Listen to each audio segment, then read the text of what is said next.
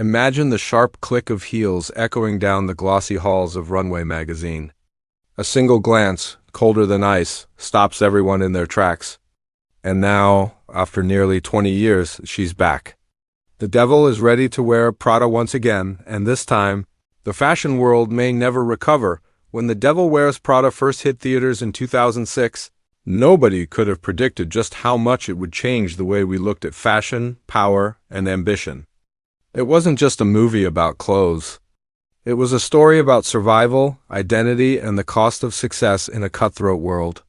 From the very first scene, where we watch New York women slip into their designer heels and swipe on lipstick before charging into their careers, the film made one thing clear. Fashion is not superficial. It's war. At the center of that war stood one woman, the Ice Queen herself, Miranda Priestly. Played by Meryl Streep with unmatched brilliance, Miranda was more than a boss. She was an institution, a force of nature. Her whisper could silence an entire office. Her smirk could destroy a career. She didn't raise her voice because she didn't have to. Power lived in her every move, every carefully chosen word. And audiences around the world couldn't look away. Then came Andy Sachs, played by a young Anne Hathaway, a character who mirrored so many of us at the start of our own journeys. Ambitious, wide-eyed, and completely unprepared for the ruthless world she was walking into. Andy wasn't fashionable, she wasn't polished, but she had heart, and that heart is what kept her standing when most would have collapsed under the pressure of Miranda's impossible demands. The chemistry between these two women, Miranda and Andy, was electric. It wasn't a friendship, it wasn't a rivalry, it wasn't even mentorship in the traditional sense. It was something deeper. It was about recognition, challenge, and respect. Audiences loved watching Andy evolve, trading in her cheap sweaters for Chanel boots, but also realizing that true success wasn't about becoming another Miranda, it was about finding her own voice. And let's not forget Emily Blunt as the razor-sharp assistant Emily, whose biting one-liners made her a standout in every scene. Or Stanley Tucci as Nigel, the heart of the fashion floor, who taught Andy that fashion wasn't just about fabric and shoes, but about dreams, art, and survival in a world that devours the weak. The film didn't just succeed at the box office, it became a cultural landmark. Fashion editors praised its accuracy. Industry insiders whispered about how real Miranda Priestly felt, and fans quoted its lines like gospel. That's all. Florals? For spring? Groundbreaking. These weren't just movie lines, they became part of everyday conversation. Memes before memes even existed, but what made the film truly unforgettable was the mirror it held up to society. The way it showed ambition, especially for women, as a double-edged sword. How success could cost friendships, relationships, and even your own identity. How in the pursuit of excellence you risk losing the very things that made you human. Now, nearly 2 decades later, whispers of a sequel have grown louder. Fans have been waiting, wondering what happened to Andy. Did Miranda keep her iron grip on fashion? Did Emily finally become first assistant, or did she climb higher? And most importantly, in a world where fashion is now ruled by Instagram influencers and TikTok trends, does Miranda Priestly still reign supreme? The answer, it seems, is about to be revealed. Because The Devil Wears Prada 2 isn't just a rumor anymore, it's becoming a reality. And with the return of the legends who started it all and shocking new additions to the cast, this sequel could either revive the legacy or completely reinvent it. The stage is set. The heels are sharper. The stakes are higher. And the devil is ready to walk among us once again. Asterisk when it comes to sequels. There's always one question that haunts fans. Will the icons return? Because let's be honest, without Meryl Streep's Miranda Priestly and Anne Hathaway's Andy Sachs, there simply is no Devil Wears Prada. And now, the unthinkable has happened. The Ice Queen herself and the assistant who once dared to walk away are both stepping back into the spotlight. Let's start with Meryl Streep. Few performances in modern cinema have reached the level of cultural impact that her portrayal of Miranda Priestly achieved. With nothing more than a sigh, a pause, or the slow removal of a coat, she created one of the most terrifying and captivating bosses in film history. Miranda wasn't written as a cartoon villain, she was precise, complex, and painfully real. She embodied a level of power that felt both admirable and frightening. And now, the thought of seeing her again, older, sharper, and possibly even more ruthless, feels almost dangerous. Imagine Miranda in today's fashion landscape. A world where social media influencers challenge traditional magazines, where viral trends can outshine couture, and where designers rise and fall overnight on TikTok. How does a woman who built her empire on prestige, exclusivity, and quiet dominance adapt to an era of chaos and constant noise? Knowing Miranda, she will not bow. She will find a way to bend this new world to her will, and she do it without breaking a sweat. That's the kind of power only Meryl Streep can bring to the screen. Then there's Andy Sachs. When we last saw her, she was walking away from Runway magazine with her head held high, ready to reclaim her own path. She had survived the fire, proven her worth, and refused to lose herself completely to ambition. But that was nearly 20 years ago. What happens to Andy after all this time? Does she still hold on to her journalistic dreams, or did the fashion world leave scars that never fully healed? Anne Hathaway returning as Andy opens the door to so many possibilities. Imagine Andy now in her 40s, no longer the wide-eyed assistant, but a woman who has built her own career, faced her own demons, and learned from her mistakes. Perhaps she's now in a position of influence, an editor, a journalist, maybe even a competitor to Miranda. The sequel could transform her from underdog to equal, placing her back in the orbit of the woman who once defined her life. And this time, Andy wouldn't be the one fetching coffee, she might be the one holding the pen that writes Miranda's story. The magic of these two women together is not just in their roles, but in the chemistry of Streep and Hathaway themselves. On screen, they never needed shouting matches or over-the-top drama to make us feel the tension. A glance across a desk, a pause in an elevator, the weight of unspoken words, that's what made their dynamic so addictive. To see that again after all these years feels almost like watching two titans circle each other in an arena. Will they clash? Will they collaborate? Or will they find themselves entangled in something even deeper, a new game of power and recognition? And yet, beneath all the glamour and speculation, there's something profoundly emotional about this reunion. Because The Devil Wears Prada was never just about fashion. It was about the choices we make, the sacrifices we live with, and the people who shape us along the way. Miranda and Andy shaped each other more than either of them would ever admit. Miranda pushed Andy to grow, to fight, to demand more of herself. Andy, in return, forced Miranda to reveal the faintest glimpse of humanity, a softness she buried beneath layers of Prada and steel. To see them again is to reopen that wound, that strange bond, and explore how it has aged with time. Are they enemies? Allies? Or something that words can't quite define? The return of Meryl and Anne doesn't just promise familiar faces, it promises a collision of legacies. Two women, bound by ambition and history, stepping back into the same world they once set ablaze. And as much as fans long for nostalgia, this sequel isn't about recreating the past. It's about evolution. Miranda Priestly and Andy Sachs are not who they once were. They're sharper. They're older. And they're about to remind us why their story still matters today. Because in the end, power never truly fades. It waits, it adapts, and when the time is right, it walks back into the room wearing Prada. Every great sequel needs more than just nostalgia.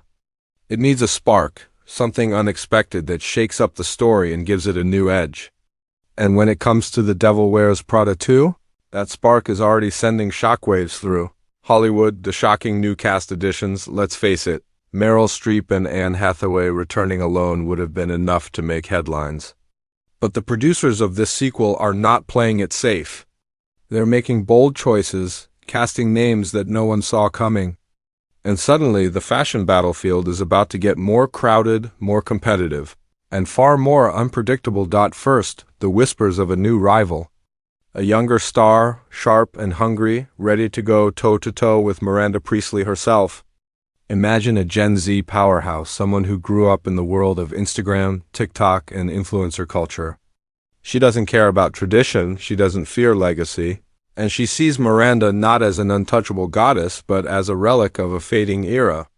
Casting rumors suggest that this role could be played by one of Hollywood's most daring young talents, someone known for their unapologetic energy and fearless screen presence.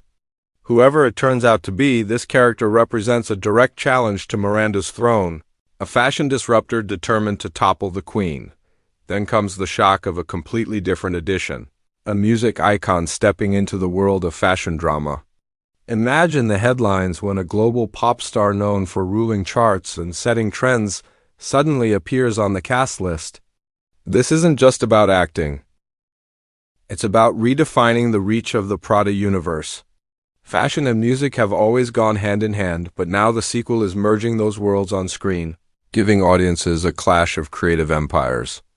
A character like this could be a designer, a muse, or a fashion house owner, someone with the influence to rewrite the rules that Miranda once controlled. And bringing in a real-world star blurs the line between fiction and reality, making the film feel even more explosive. But perhaps the most shocking rumor of all is the addition of a figure who doesn't belong to the world of fashion at all. A tech mogul, a billionaire outsider, someone whose empire is built not on fabric and style, but on apps, algorithms, and data. Picture the tension, the old guard of fashion colliding with the cold, futuristic power of technology. This character could represent the growing influence of digital media, where clicks and likes are valued more than runway shows and glossy magazine spreads. For Miranda, whose entire life has been built on prestige and exclusivity, this would be nothing short of a declaration of war. The beauty of these casting decisions lies in the balance. On one side, we have the legends Meryl and Anne carrying the weight of the original film. On the other, we have bold, modern stars who bring with them a new audience, a new energy, and a new threat to the established order. It's not just a sequel, it's a generational clash, a collision between elegance and disruption, tradition and reinvention, and let's not forget the emotional impact of these additions. For Andy Sachs, who once stood on the outside looking in, these new characters may reflect her own past. The wide-eyed assistant, the ambitious newcomer, the one who dares to challenge power? Does Andy see herself in them, or does she fear becoming the very thing she once fought against? And for Miranda, these new players are more than just characters, they are threats to her legacy. Every new face is a reminder that time does not stand still, that even the most powerful must fight to remain relevant. This is why fans are buzzing with anticipation. Because the shock isn't just in the names on the cast list, in what those names represent. A new kind of fashion war where old empires are tested and new kingdoms rise overnight.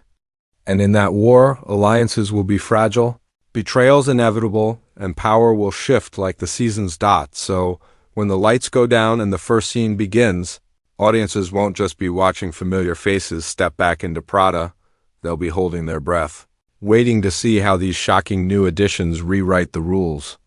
Because in this sequel, the devil isn't just wearing Prada. The devil is facing challengers who may not fear her at all. Asterisk. The announcement of The Devil Wears Prada 2 has done more than spark excitement. It's ignited a cultural storm. Across social media, fan pages, and entertainment news outlets, the reaction has been instant and explosive. For many, the idea of returning to this world feels like stepping back into an era where ambition, style, and power were larger than life. But the sequel doesn't just promise nostalgia, it promises to challenge the way we see fashion, celebrity, and even success itself in today's world. Let's talk about the fans first. The original film has never really gone away. It lives on in GIFs, memes, and viral sound bites. Every time someone rolls their eyes and mutters, "That's all," they're channeling Miranda Priestly. Every spring, people joke about florals being groundbreaking. The cultural footprint of this movie has remained huge for nearly 2 decades. So when word broke that Meryl Streep and Anne Hathaway were returning, fans across generations, those who saw the original in theaters, and those who discovered it later on streaming collectively lost their minds. Hashtags trended, threads filled with speculation. Everyone wanted to know, what will the sequel look like, and who will these new stars play? But the impact goes beyond just fandom. For the fashion industry itself, the sequel feels like a spotlight being turned back on an art form that thrives on drama, beauty, and reinvention. The original movie introduced mainstream audiences to the hidden world of fashion magazines, designers, and runway politics. Now, with the industry transformed by social media and fast fashion, the sequel has the chance to explore entirely new battles.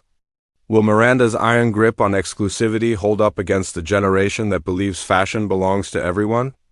Will the glamour of couture survive in a world obsessed with immediacy? These are not just questions for the characters, they're questions for fashion houses, designers, and consumers in the real world. And then there's Hollywood. The entertainment industry has learned a powerful lesson in recent years: nostalgia sells. But not all nostalgia is created equal. Sequels and reboots fail when they rely only on the past. What excites people about The Devil Wears Prada 2 is the perfect blend of legacy and innovation. The return of beloved icons, paired with shocking new cast members, creates a balance that feels both familiar and daring. This isn't a lazy retelling, it's a promise of evolution. Think about the emotional resonance too. For many viewers, Andy's journey wasn't just about fashion, it was about life. It was about figuring out who you are in a world that demands compromise. It was about ambition, resilience, and the terrifying cost of success. Those themes are timeless. And now, nearly 20 years later, audiences are older too. They face their own struggles, their own bosses, their own choices between ambition and happiness. Watching Andy and Miranda again feels like revisiting old wounds and old triumphs, but with the added perspective of time.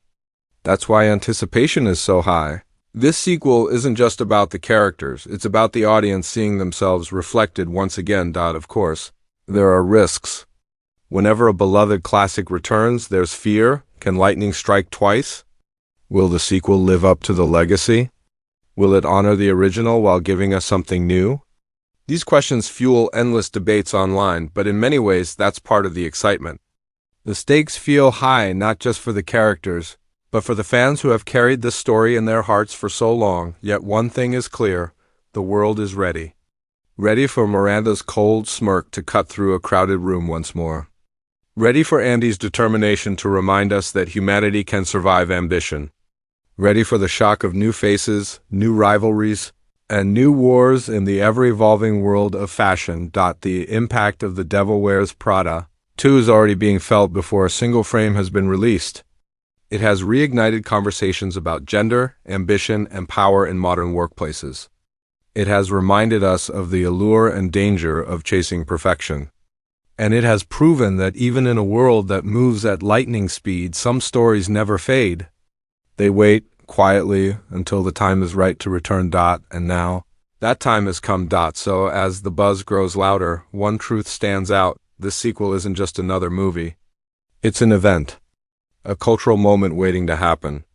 And when it arrives, it will do what Miranda Priestly always does: walk in without raising her voice, silence the room with a glance, and remind everyone watching exactly why the devil still wears Prada.